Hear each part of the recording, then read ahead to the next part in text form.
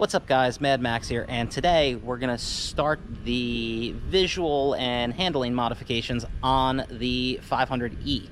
So stay tuned. First mod of the series here. I am going to be putting on these 17-inch Abarth wheels with nice fresh Firestone 500? Well, as I was filming that, as you probably heard, the AC just blew out.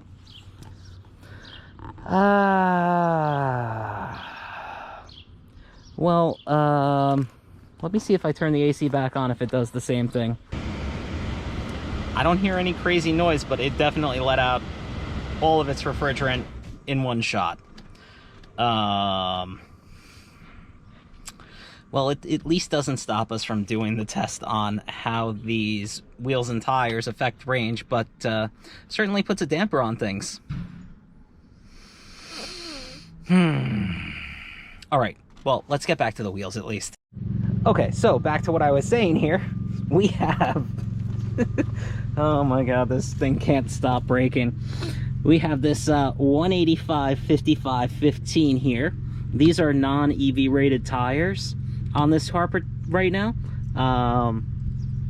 and the tires that we're putting on are not EV rated at either, so it doesn't really matter. But when you do EV rated tires, it does make a big difference on range. However, they don't make a 205 40 17 or anything even close in an EV tire. So we're just going to stick with these Firestone Indy 500s, which I've heard great things about. I picked these up from a junkyard in Florida for $1,250 shipped. Tires have 930 seconds on them, and day code is pretty new. I believe it's, I'm not going to spin the camera upside down to make you guys seasick, but it's the 9th week of 22, so tires are pretty good on this. I might end up refinishing them in the future, but for now, I'm good with the slightly curved up look. As you can tell by the bird poop running down the side of the car, I don't keep the car the cleanest out of anything else here. However, first things first, need to do a range test. So, gonna do the same thing as I did last time. Gonna drive a loop, swap the wheels on, and then drive the loop all over again. The main difference is on the calculations. The 17s are about 2.2% taller, so we're going to have to factor that in because the speedometer is not going to be corrected for that. I will correct the speedometer for it if I can with Alpha OBD, which is a great little phone app. So as long as I can correct the speedometer, I will, but for testing purposes, we're just gonna do the math to figure out the difference. So let me take this thing out for a spin that I'm sure, again, you are not going to want to watch me do. And then swap the wheels and do it all over again. All right, so you can see 5.2 miles, 171.9 mpge. It was flickering between 168 and 171 as I was pulling up to my driveway. So I'm just saying it's between 168 and 171.9. So that's the results before. Let's put some wheels on. Okay, now that I have two on, I have a stock wheel away, and I have the 17s to weigh. And I have a bathroom scale over there. So let's find out what these things weigh, and if there is any weight penalty for going to that pretty good looking little 17. All right, so I don't know if you can see that, but that's 40 pounds on the nose. I'm just holding this steady here, and that is for the 15. So let's weigh the 17. 42 pounds. So we're gaining 2 pounds a corner by going to these nice 17s. Not ideal, but it is what it is. I don't think that's a terrible weight penalty. The big question is going to be is if the tires being wider cause a lot more drag and lose a lot of range. So I guess let's put on the other ones. All right, time to do this side. Now, I know some YouTubers do like a... that didn't work. Maybe a... No. How about a... All right, I guess that worked. Unfortunately, it doesn't torque them, so I'm gonna have to go around with the torque wrench, but yeah, looks a lot better. So, first ride on the new tires, and the first thing I can say is these Firestone Indy 500s are way quieter than the ones that I had on here, which I think were Kumo Exta somethings, whatever. They weren't EV rated, and as I said before, these aren't EV rated either, but the sound difference is incredible. I'm shocked. Cornering, oh, the car feels way more confident. I mean, I did add 20 mil to the tire width, but it's a better compound and it's a summer only compound. So I am, oh wow. Oh, the steering is like, oh, it's so much better. I'm gonna have trouble driving this car efficiently on this run. Right now I'm not. I actually start a little bit into the drive. Real quick while I'm on here. Tires are at 35 PSI right now, which is perfect. It's exactly what they should be at. Yeah, and they're super quiet.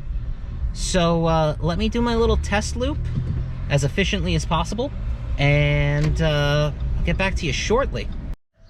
Okay, so I had to roll around the blocks. I actually drove a tiny bit farther, even though the trip meter says I drove less, but it says I drove less because I had taller tires on. 155 miles per gallon, or MPGE, on this one. Now, if we do the math, let me unlock my phone here, clear this out. So, let me go back here. So if we do a 185/55/15 versus a 205/40/17, we have a difference in diameter of 2.2%. So if we go back to this, we go 155 times 1.022, which is 2.2% extra.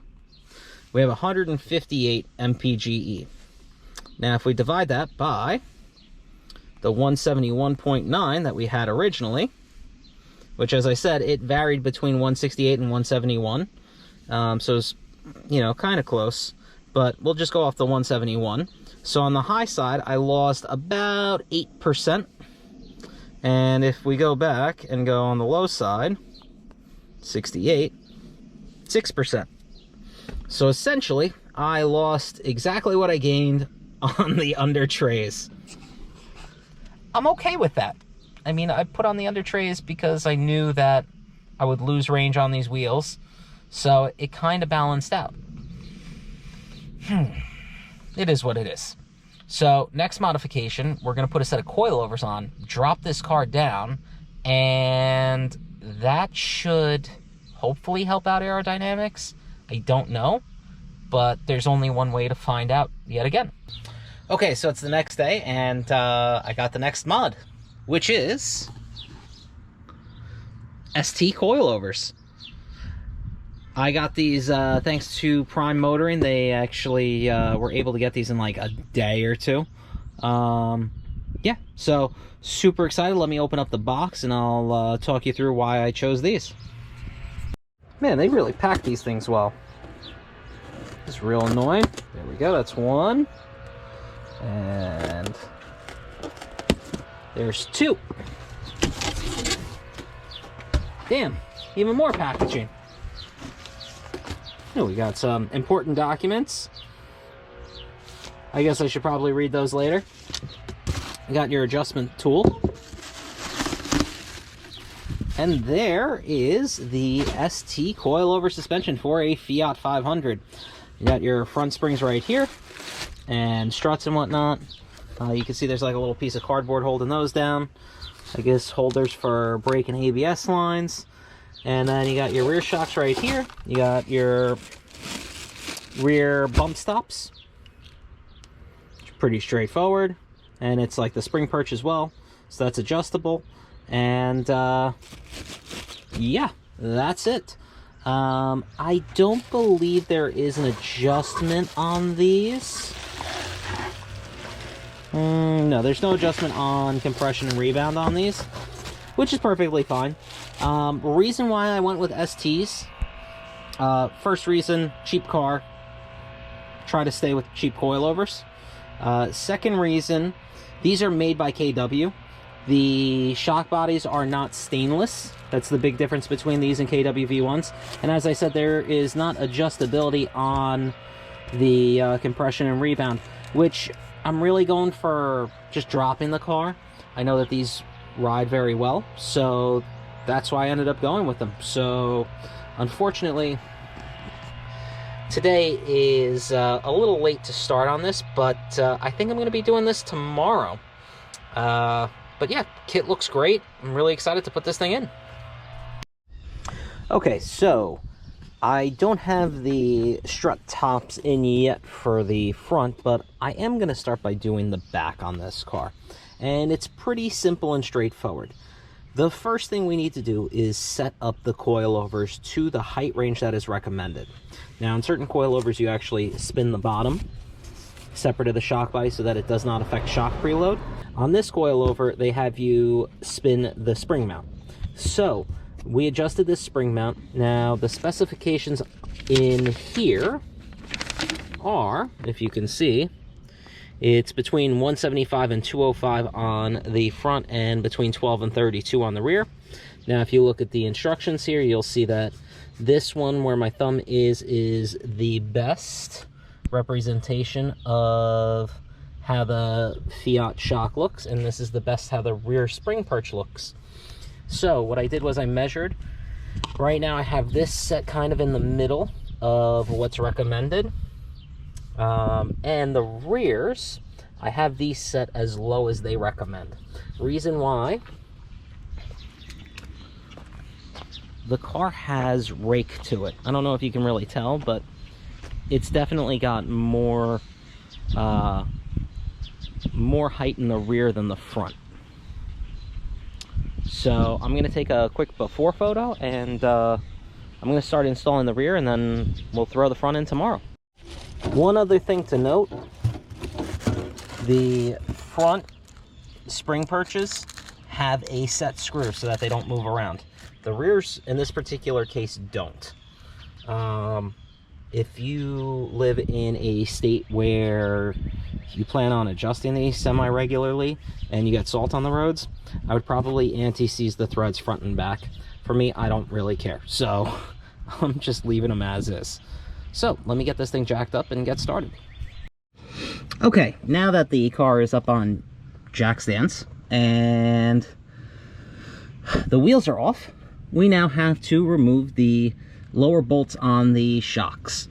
So what I suggest we do is we loosen these up, and then we'll pull them out once the axle is actually supported, which you need to do because the shocks are actually the limiter for the rear axle. So once both shocks are released from the axle's just going to drop down and the spring's going to come flying out. So let's loosen this up. It's a E-Torx, which I don't know if I have, and a regular nut on the other side, so let's give this a shot. Okay, now that I have the jack supporting this, I am going to pull this bolt right here, and I'm going to do that with a drill. So, I don't know if anybody wants to watch this, but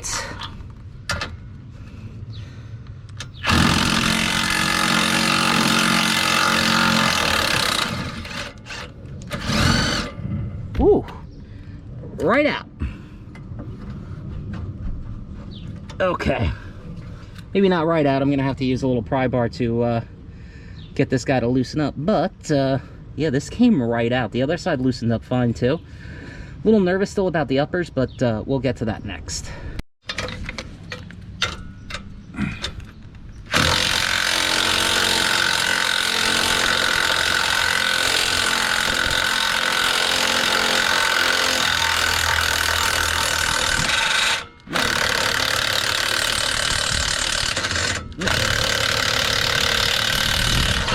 There we go. Nice. All right, now that both bolts are out, now we're gonna do the dropping down part. And if you notice, the rear springs just basically fall out, which is awesome. So that's gonna make for a very easy removal. And if you notice those bump stops that are rotted in there, those are coming out next. But first, oh, I thought that was gonna be hard. And I thought that was gonna be hard too. Man, this thing is junk, dude. All right, let me do that on the other side. And yeah, let's get it cleaned up and start getting the shocks in and the rear springs in. Okay, so top bolt on this is a 15 mil or thereabouts.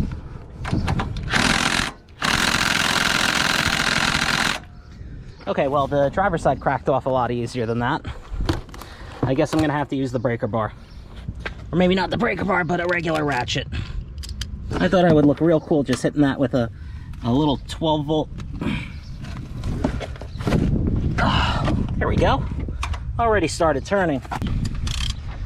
Okay, this thing spins out like, I mean, you know, knock on wood, all the bolts have come out really easy on this car in the back.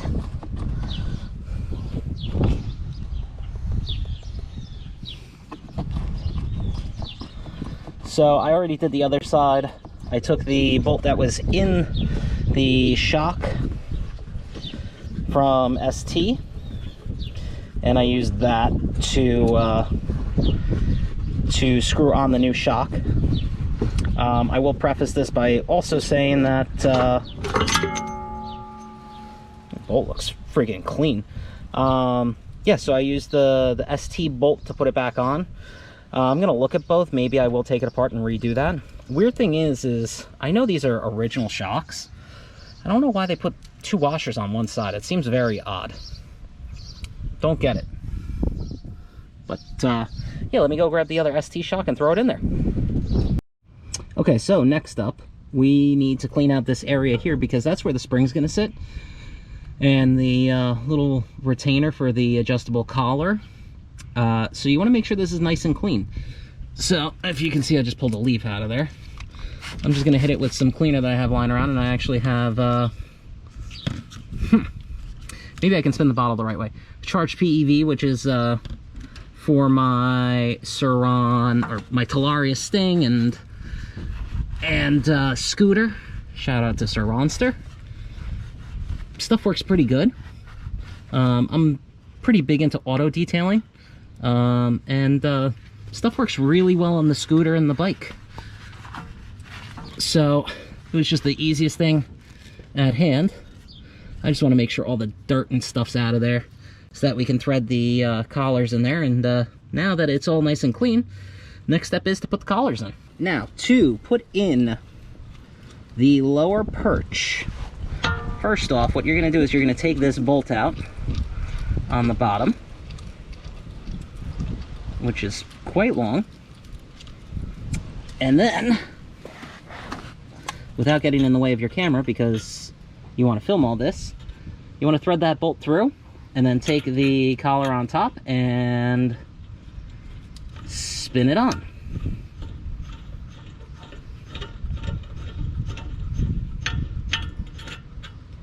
Okay, now that's on. You will torque it. I'm gonna torque it after I get the spring in, just because it'll at least hold it in place a little bit better and I won't have to worry about it spinning. But for now, it's hand tight. It's not gonna go anywhere. Now that that's in, we're ready to put the spring in and then reattach the shocks. Okay, so one thing to note before you put the springs in, you are going to transfer your top spring hat, that little rubber isolator piece, and you're going to put it on the new spring, which I already did, hopefully correctly. So the way we are going to put this in is we're going to go like that. Real difficult looking, huh? Well, the difficult part is getting the bolt back in and getting that spring all seated. So let me move the camera and see if there's a better way for you guys to see. You know, this is, in terms of coilovers, these are as, again, I don't want to jinx myself here, but these are as easy as they come. We now got everything in here, so now we're going to use the jack to slowly lift this up and line everything up. Okay, now that the springs are in their home, line up the shock, put the bolt in, and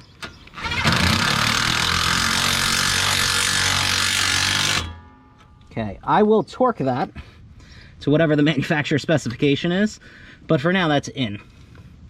And I'm gonna put it on the other side, and then I'll go back, jack this up, torque everything once everything's in place, under load of course, and the rear is, I'm shocked to say it's done.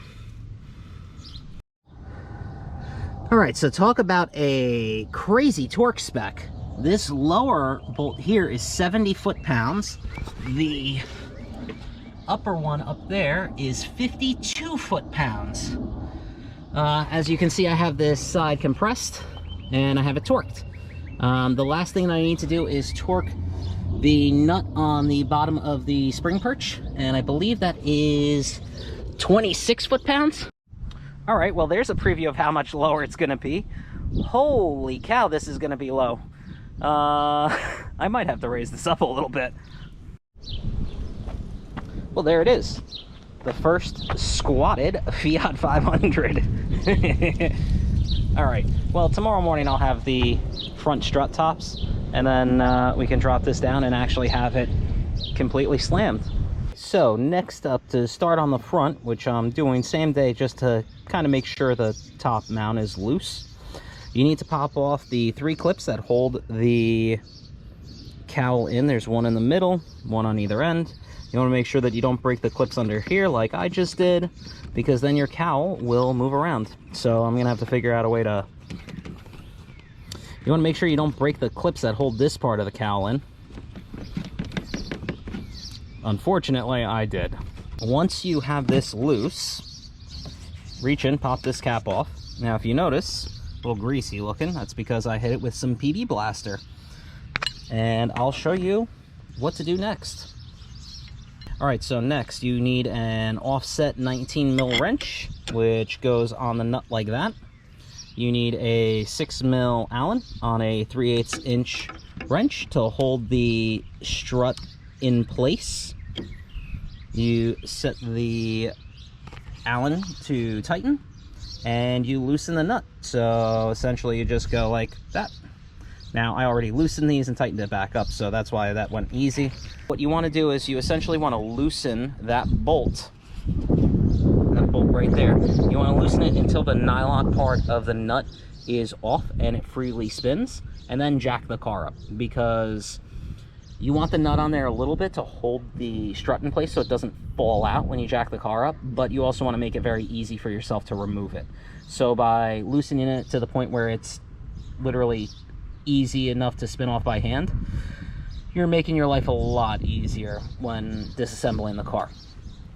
Okay, so I finally got the top mounts here, and what you do is, I'll show you on this now assembled strut, put this on here. You use one of these offset wrenches, a 19 mil in this particular case, and you tighten it up. Now, there was no torque spec for this nut in the middle, but the torque spec for the nut that holds this to the body is 41 foot-pounds, so I went with that. It sounded good, feels tight, yeah, seems okay. So just did that. I'm gonna do the other side right now, and then we'll start disassembly on the front to get rid of the squat. Okay, so next up, you need to take off these little clips that hold the brake line in place. I think you're gonna need a pair of needle nose for that. And then you need to remove the holder for the speed sensor wire right here, which you just kind of wiggle out. We now have that free.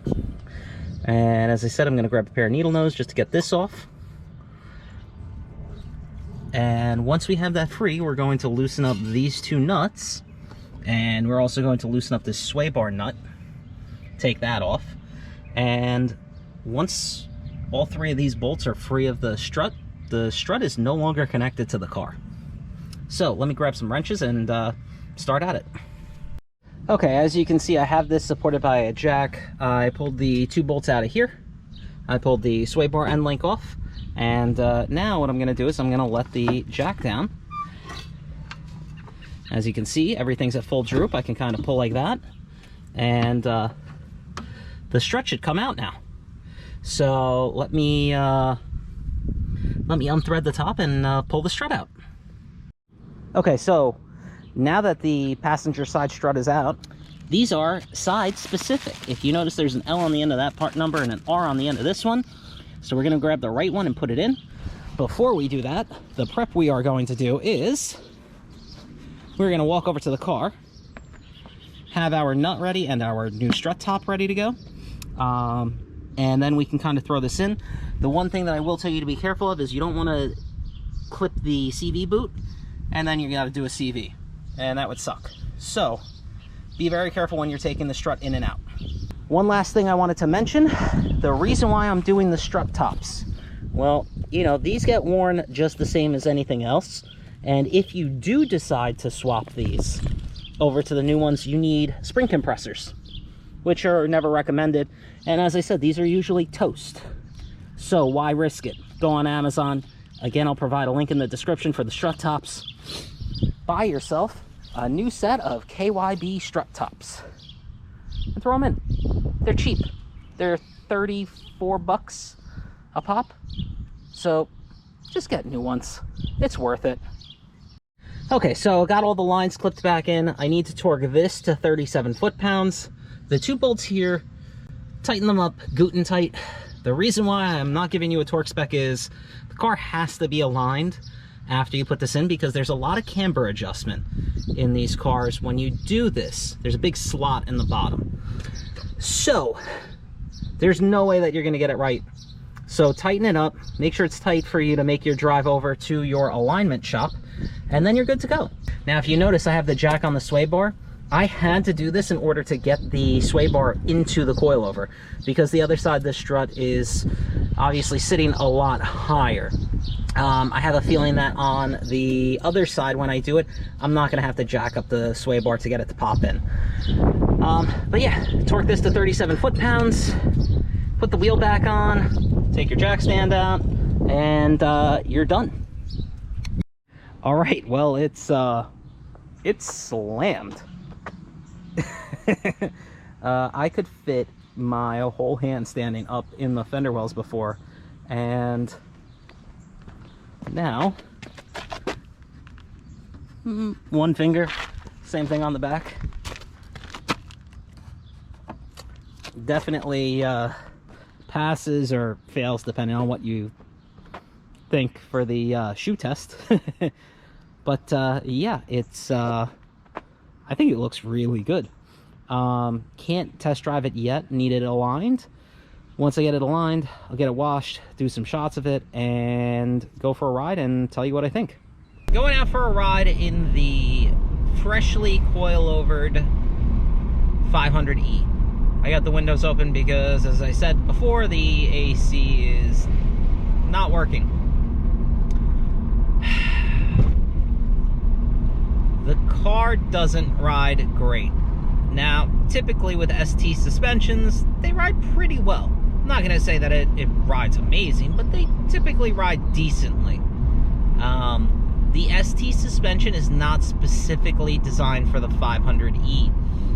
And I think the extra 600 pounds that this car carries over a regular 500 is causing a lot of issues.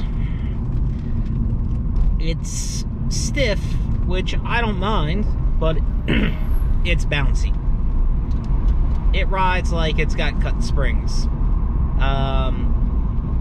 I'm not happy. Anyway, let me do my loop here, see how the range has been affected by lowering the car, and I'll be back in a few.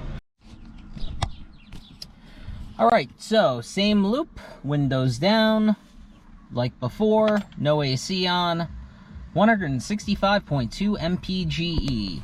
I'm gonna just zoom in for you there. And then it just changed to 161.8 while I'm sitting here. Let's call it 165. So 165 mpge versus 155 mpge, about 6% difference. So pretty good. I'm actually pleasantly surprised. The lowering definitely helped. It helped out aerodynamically as best I can figure and increased the range. Do I think I'm going to be keeping this setup? Probably not. 500 Madness makes a specific 500E lowering kit. I think I'm probably going to end up doing that because this thing rides poorly. And when I say it rides poorly, I mean it doesn't ride good. It's super stiff and bouncy. And I'm not knocking ST suspensions here. They make a very good budget coilover. However, it's not made for an E, and the extra weight, I think, is really screwing with it. 600 pounds on a regular mid-size sedan isn't going to make that much of a difference when the car already weighs over 4,000 pounds. However, on something like this, where you're going from 2,400 to 3,000, that's a 25% weight increase, and it's just not good. Anyway, I guess I'm going to clean it up, get some shots of the outside, and at least get some cool looking footage of this thing.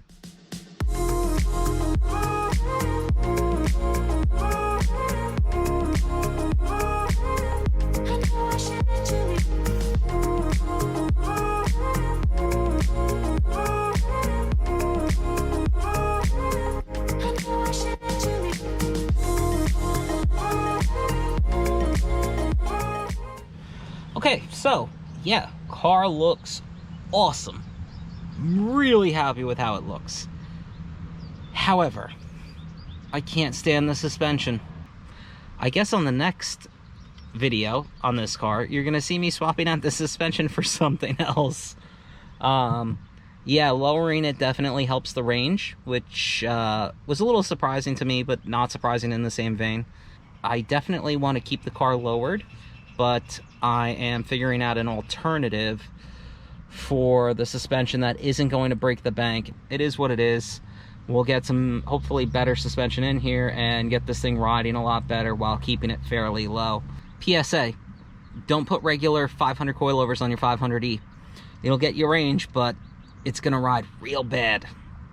So anyway, thanks for watching. Hope you enjoyed it. Hope you like what the car looks like, and I'll see you guys later.